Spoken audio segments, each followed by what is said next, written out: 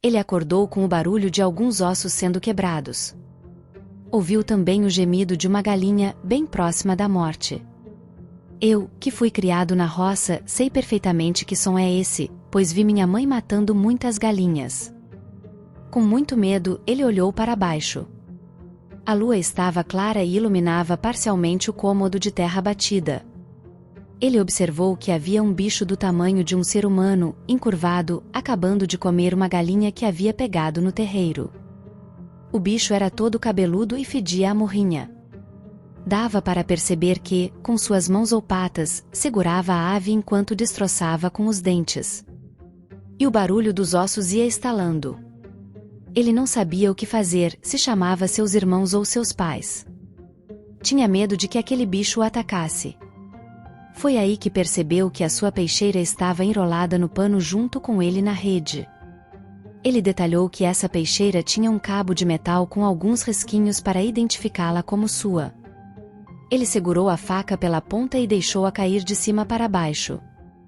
A peixeira desceu reta e encravou nas costas daquele trem horrendo, porque era pesada e de ponta fina.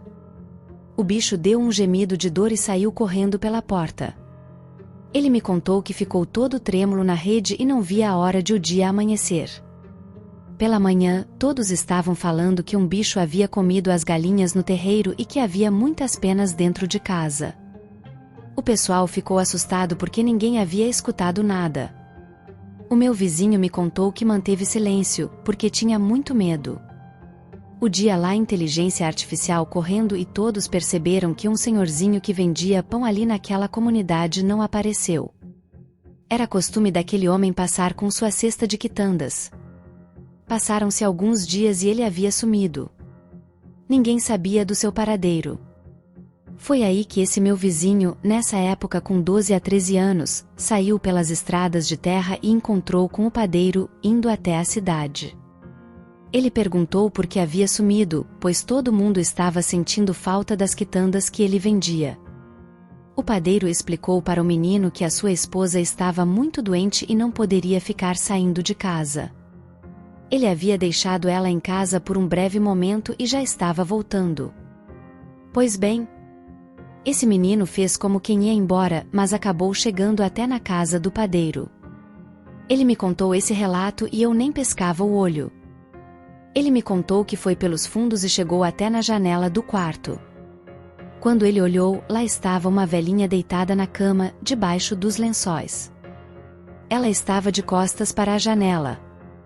Ele percebeu que havia manchas de sangue no lençol.